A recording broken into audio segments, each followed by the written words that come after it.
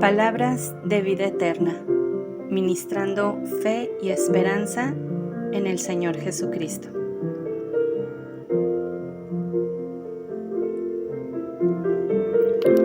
Hola, ¿qué tal? Muy buenos días.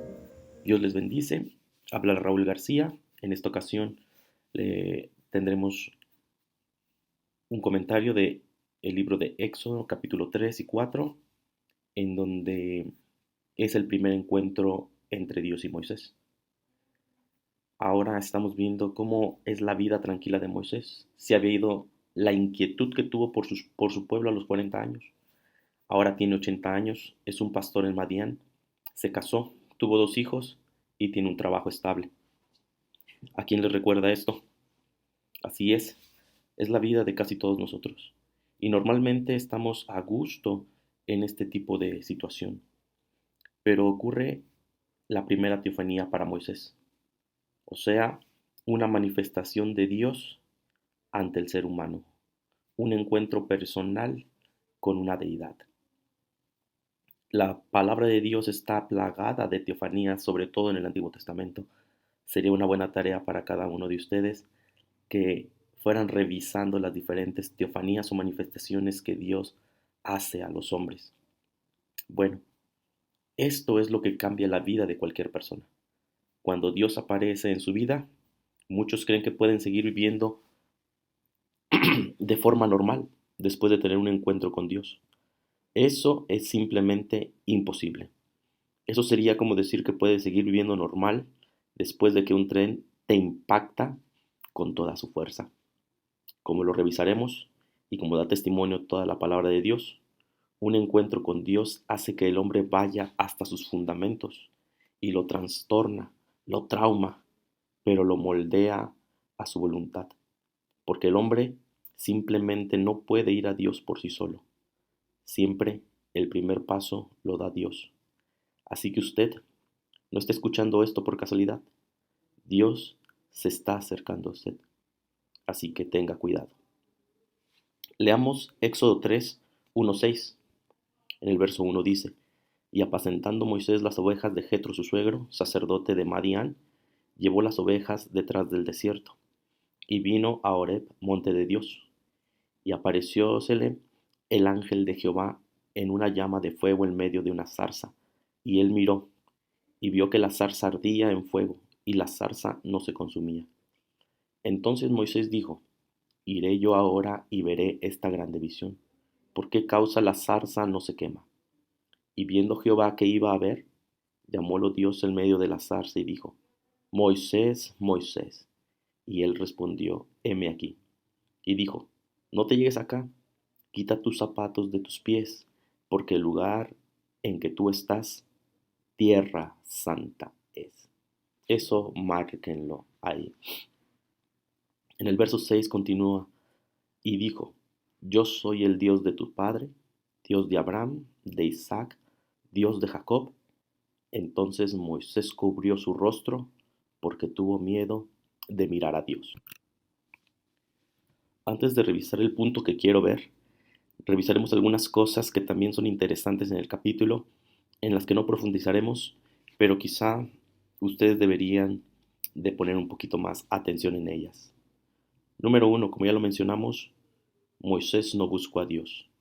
Él estaba en lo suyo. Y normalmente así es siempre en la vida de los hombres. Número 2, la zarza, porque no se consume. Esto es una teofanía.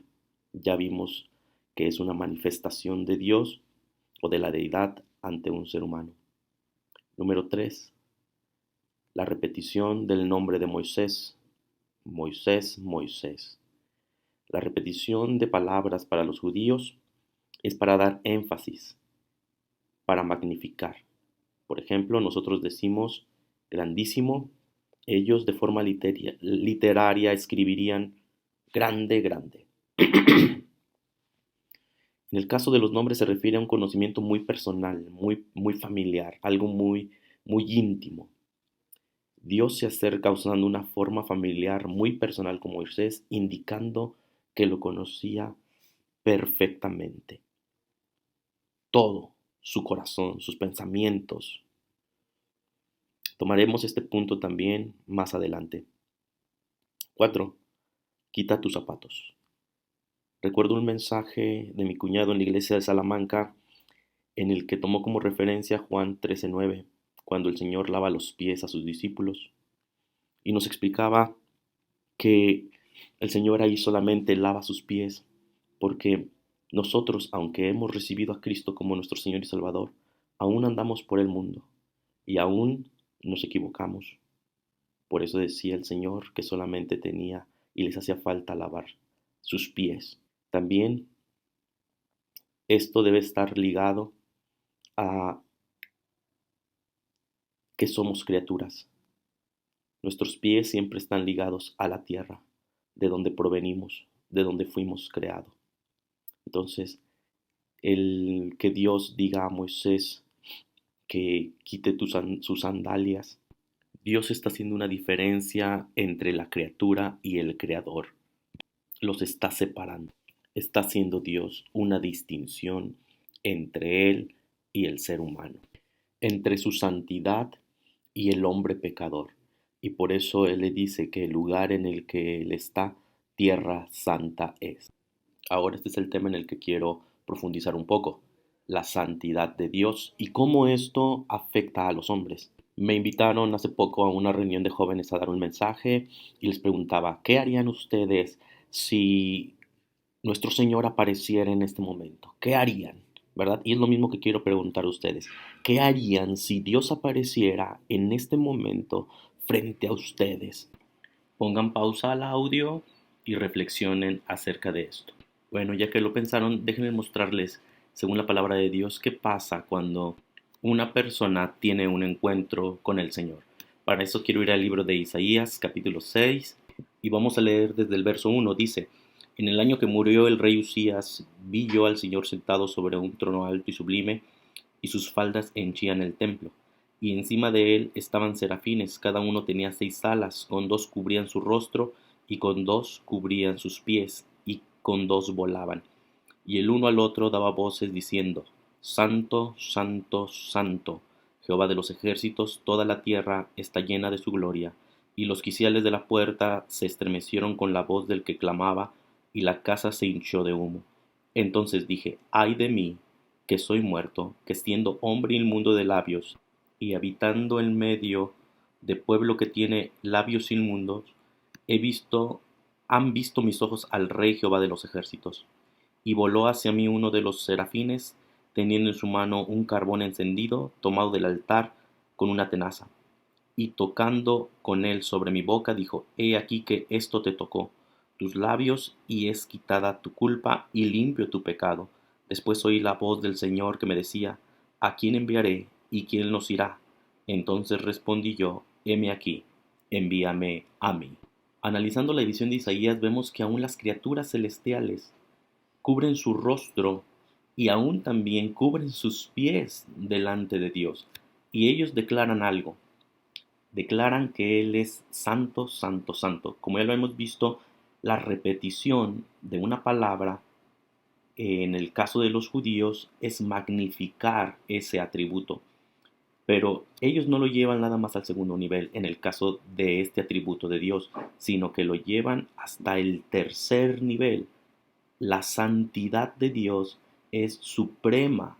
¿Y qué es lo que pasa con todo el entorno cuando se ven inmersos en esta santidad? Vean, aún las cosas inanimadas tiemblan, se estremecen. Ahora, ¿qué pasa con el ser humano?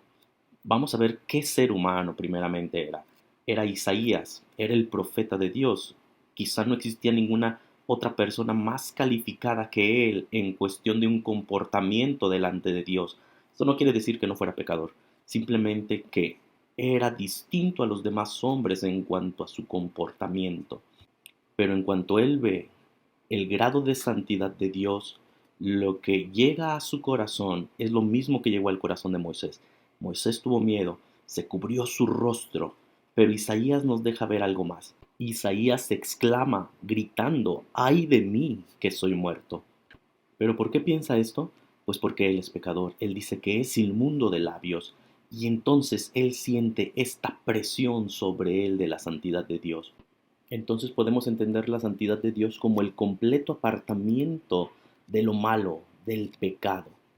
Y de acuerdo a lo que sintieron estos profetas y todas las personas que han estado en contacto con alguien santo como el Señor, sienten miedo y sienten temor. Saben que si permanecen en esa condición frente a la santidad, perecerán, serán muertos. Por eso Dios advierte a Moisés cuando se está acercando a él, le dice: detente, quita las sandalias, porque el lugar en el que estás, tierra santa es. Moisés hubiera perecido si hubiera seguido avanzando. Esto nos da a entender que cualquier pecador que esté frente a la santidad de Dios va a perecer.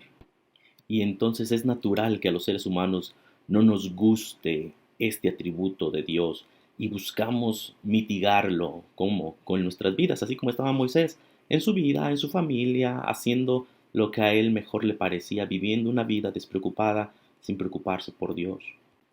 ¿Qué fue lo que hizo Adán y Eva cuando Dios los buscaba en el huerto después de haber pecado? Huyeron, se escondieron de él. Esa es la actitud de todo ser humano cuando está cerca de la santidad de Dios. ¿Por qué?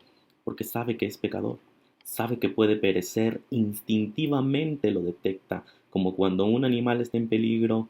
Eso es lo que siente el ser humano al estar enfrente de la santidad de Dios.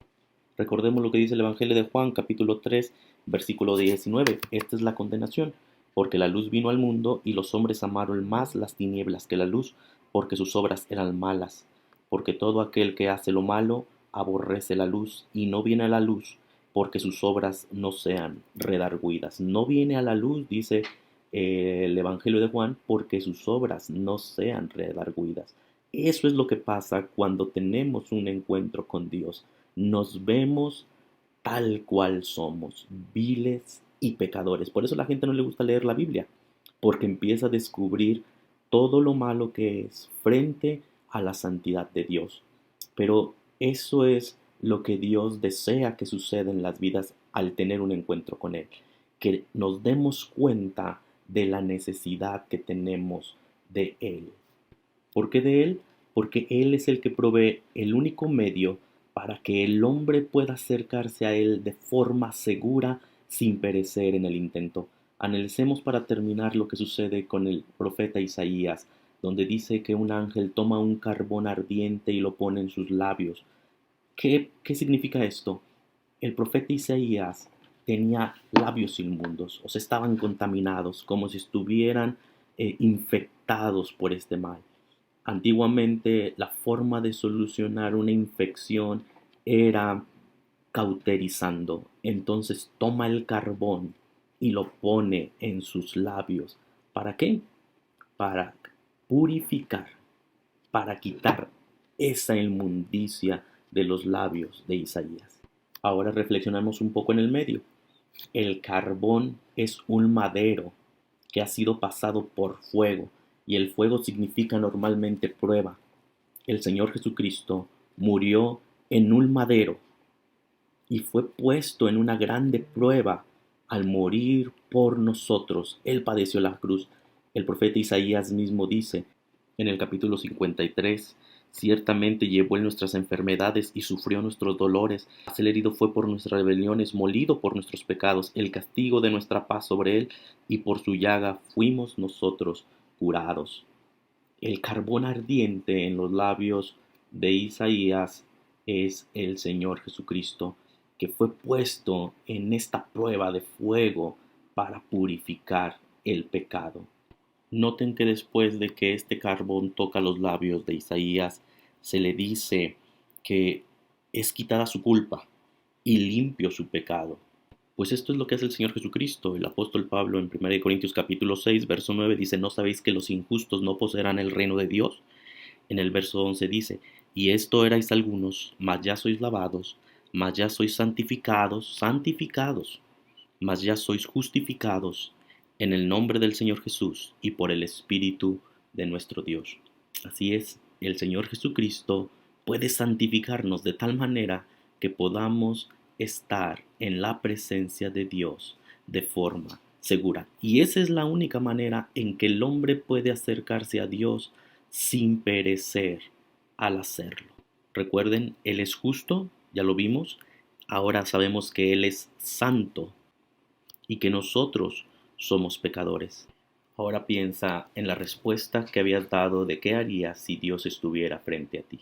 Y bueno, si has entendido que seguramente perecerás a causa de su santidad, o ha llegado el temor a tu corazón porque estarás delante de un Dios justo y santo, acepta a Cristo como el medio de salvación para purificar tu pecado, porque sin lugar a duda un día estarás frente a Él.